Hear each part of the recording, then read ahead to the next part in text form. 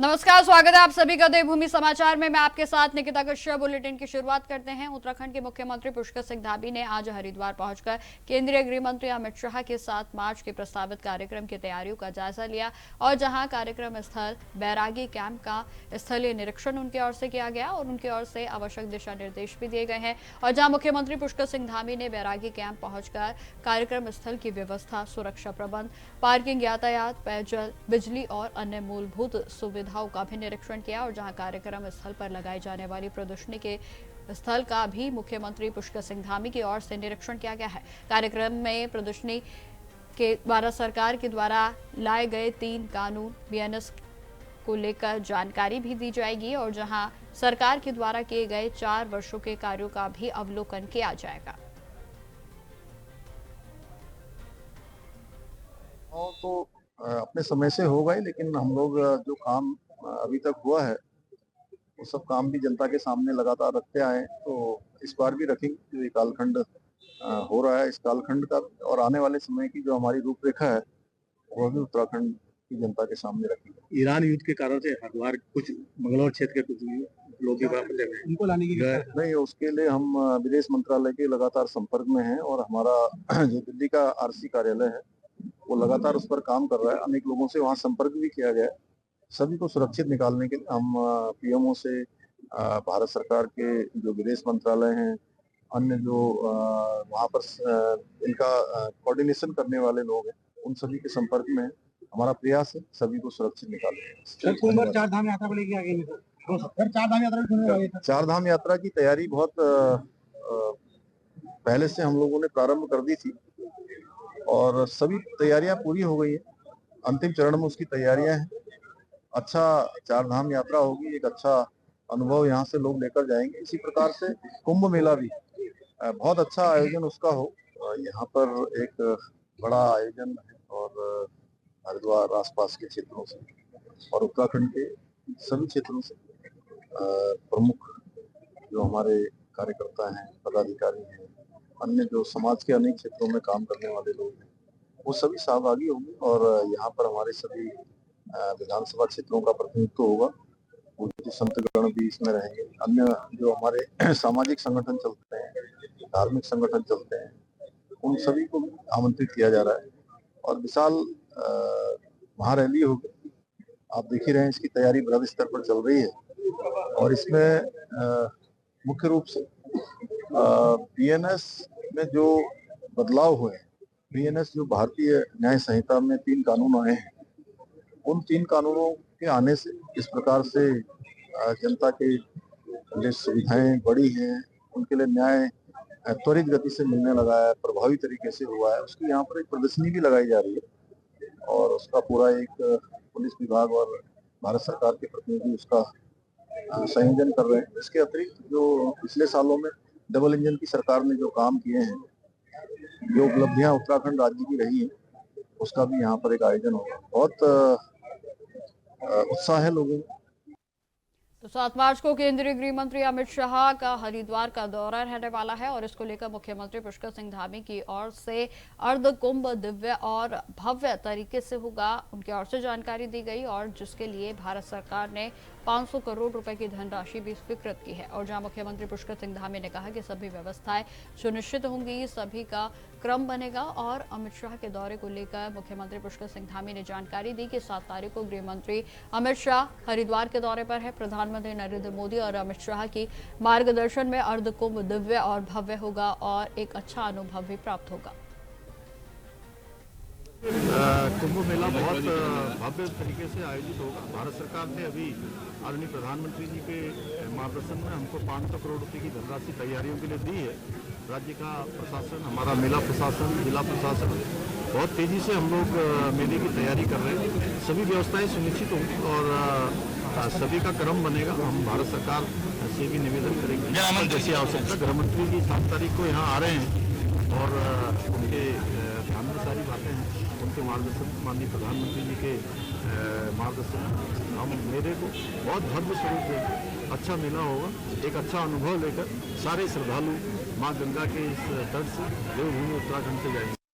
खबरों में आगे बढ़ते हैं। होली के पर्व को देखते हुए खाद्य सुरक्षा विभाग ने रामनगर में मिलावटखोरों के खिलाफ सख्त रुख अपनाया और जहां विभाग की टीम ने अचानक से छापेमारी कर खाद्य पदार्थों में मिलावट करने वालों पर शिकंजा कसा है। कार्रवाई की भनक लगते ही कई दुकानदार अपनी दुकानों को बंद कर मौके से फरार हो गए और जिसमें कि बाजार में हड़कंप की स्थिति बन गई। तो वहीं आपको बता दें कि अभियान के संबंध में जानकारी देते हुए नैनीताल जिले के सहायक आयुक्त खाद्य सुरक्षा विभाग के अजब सिंह रावत ने इस पर कहा है कि वरिष्ठ खाद्य सुरक्षा अधिनियम रामनगर असलम खान और खाद्य सुरक्षा अधिकारी हल्द्वानी नंद किशोर के संयुक्त टीम ने विभिन्न प्रतिष्ठानों पर छापेमारी की और इस दौरान एक मावा की फैक्ट्री से मावे के नमूने भी लिए गए हैं, जबकि 3 अन्य दुकानदारों से भी खाद्य सामग्री के नमूने एकत्रित किए गए और जहां कुल 4 नमूनों को प्रयोगशाला में भेजा गया है। उन्होंने बताया है कि अभियान के दौरान 1 दर्जन से अधिक दुकानों को उनको निरीक्षण किया गया और जहां टीम ने दुकानदारों को स्वच्छता और गुणवत्ता के मानकों का पालन करने के लिए सख्त निर्देशों को जारी किया है।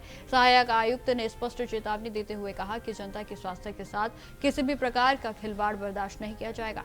विभाग ने आम जनता से भी सहयोग करने की अपील की है। उन्होंने टोल फ्री नंबर भी जारी करते हुए कहा कि यदि किसी भी दुकानदार पर एक्सपायरी या मिलावटी सामान बेचे जा रहे हो तो उपभोक्ता तुरंत शिकायत कर सकते हैं और जहां शिकायत मिलते ही संबंधित अधिकारियों के द्वारा त्वरित कार्रवाई भी की जाएगी।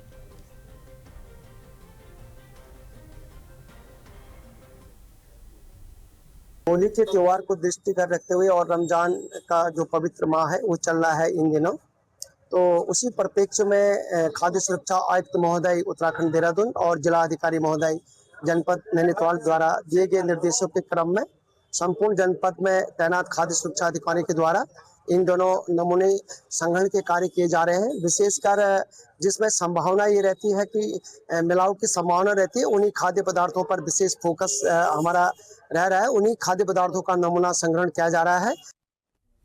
खबरों में आगे बढ़ते हैं। अब खबर चक्राता रोड से है, जहां पानी के गुब्बारों को लेकर 2 पक्षों में मध्यम जो है पानी के गुब्बारे फेंकने के कारण आपस में झगड़ा हो गया और जहां दोनों पक्षों की तरफ से थाने पर तहरीर दी गई है। जानकारी देते चले कि तहरीर के आधार पर अभियोग को पंजीकृत करते हुए पुलिस की ओर से विवेचना में लाया गया और जहां मामले को दर्ज करते हुए पुलिस ने कार्रवाई को भी शुरू कर दिया है।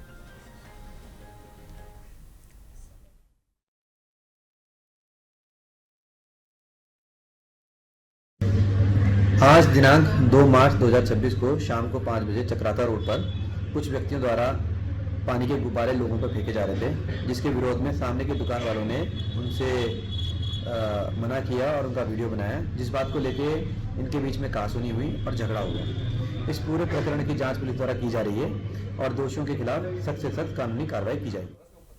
खबरों में आगे बढ़ते हैं। उत्तराखंड में होली का त्योहार 4 मार्च को मनाया जाएगा और जहां होली के दृष्टिगत प्रशासन ने अपनी सभी तैयारियां पुख्ता कर ली हैं। आपको बताते चले कि सिटी मजिस्ट्रेट हल्द्वानी ने होली के आयोजकों के साथ एक महत्वपूर्ण बैठक भी की और जहां उन्होंने सुरक्षा व्यवस्था को मजबूत करने के निर्देश जारी किए और जिससे कि अराजकता का माहौल पैदा ना हो। किसी भी प्रकार के अग्निकांड से बचने के लिए फायर सेफ्टी तो वहीं फायर ब्रिगेड की टीमों को भी तैनात किया गया। आपको जानकारी देते चले कि होलिका दहन और होली पूजन के दौरान महिलाओं की सुरक्षा को सुनिश्चित हो सके, इसको देखते हुए भी अतिरिक्त पुलिस बल को तैनात किया गया है। जहां होली के दिन पानी की उपलब्धता भी बराबर रहे, इसके लिए पेयजल विभाग को भी निर्देश दिए गए। साथ ही साथ बताते चले कि कमिश्नर कुमाऊं के निर्देश पर जगह जगह सघन चेकिंग अभियान भी चलाए जा रहे हैं, जिससे कि किसी भी प्रकार की दुर्घटना से बचा जा सके।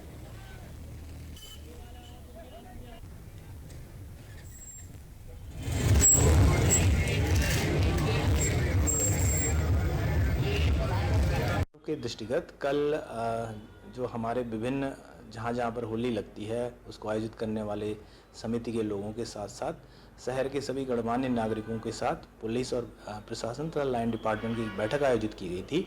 इसमें ये सुनिश्चित करने के लिए कहा गया है कि होलिका की एक तो सुरक्षा सुनिश्चित की जाए ताकि किसी तरह के अराजकता वहाँ पर न हो। दूसरा, किसी प्रकार के अग्निकांड से बचने के लिए फायर सेफ्टी डिपार्टमेंट के माध्यम से आवश्यक व्यवस्थाएं सुनिश्चित रहें।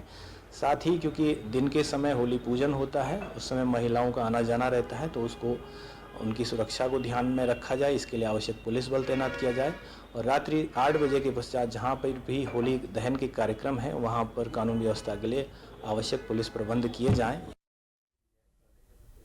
खबरों में आगे बढ़ते हैं। आगामी 9 मार्च से उत्तराखंड में विधानसभा का बजट सत्र गैरसैंण में आयोजित किया जा रहा है और जिसको लेकर तमाम विधायकों ने भी सवालों के साथ अपनी तैयारी पूरी कर ली है। आपको बता दें कि पुरोला के बीजेपी विधायक दुर्गेश्वर लाल का कहना है कि यह सत्र ऐतिहासिक होने जा रहा है। जैसे कि सभी लोग मंदिर में जाकर भगवान से कुछ ना कुछ मांगते हैं, इसी प्रकार हम भी अपने न्याय की मंदिर में जाएंगे और जहां अपने क्षेत्र के विकास को लेकर कई सवाल भी पूछेंगे।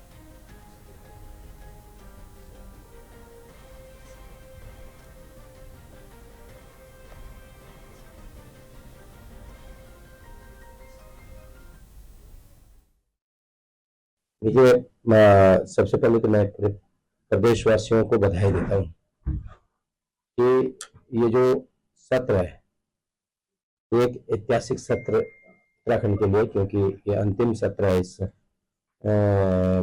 विधानसभा पंचवर्षीय का बजट सत्र जो है। तो इस बजट सत्र में डेफिनेटली जो भी जनहित के मुद्दे प्रत्येक विधायक या मंत्रीगण से हम अपने विधानसभाओं की जो है समस्याएं उनको जो है सत्र में रखा जाता है। डेफिनेटली वो एक तरीके से हम जैसे भगवान के पास हम माथा टेकते हैं तो वहां से हम एक दुआ करते हैं कि कुछ और अच्छा हो।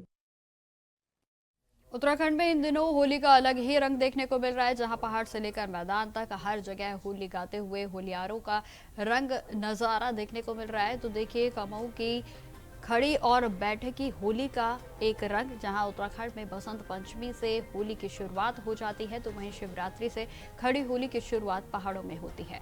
इन तस्वीरों में आपको दिखाएंगे कि किस तरीके से कमऊ की खड़ी होली का एक अलग ही नज़ारा देखने को मिलता है।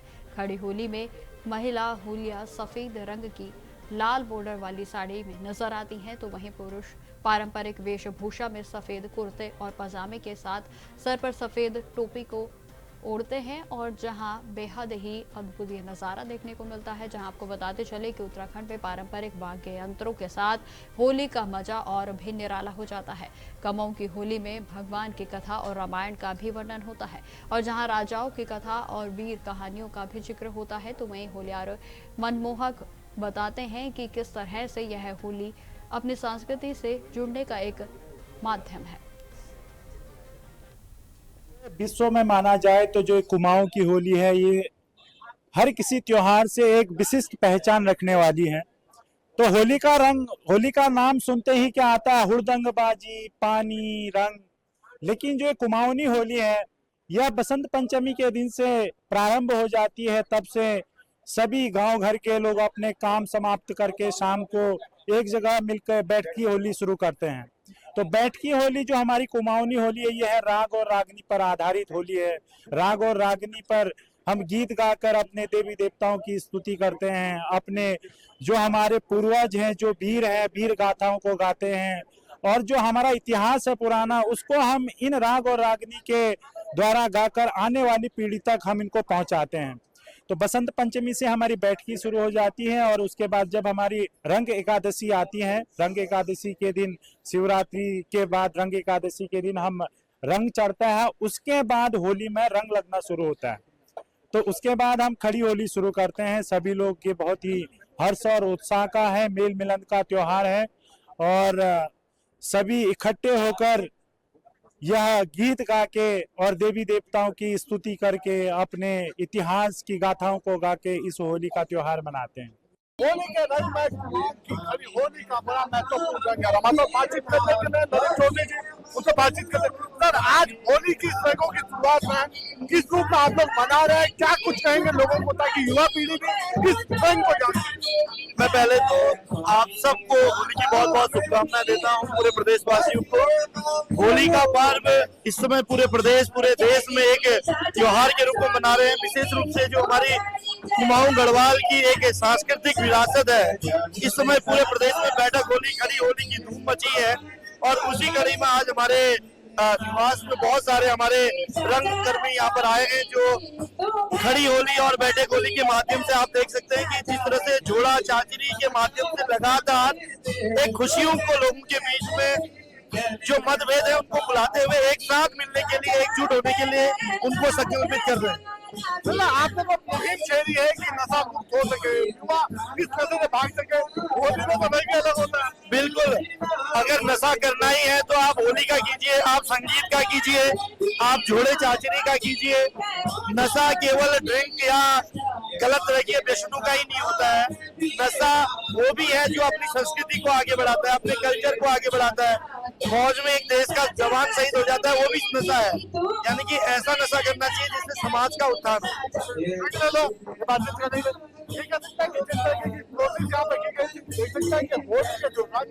वो यहाँ पर देखने को मिल रहा है। और होली के इन पर्वों में सबसे बड़ा है कि जो इन चोटी को संदेश देना चाहते थे कि अगर आपको मजा करना है, आपको प्यार करना है, तो अपने उस संस्कृति से कीजिए, अपने उस कल्चर से कीजिए जिसकी संरक्षक वो रहे हैं, जिसको लेकर वो आगे बढ़ते हैं।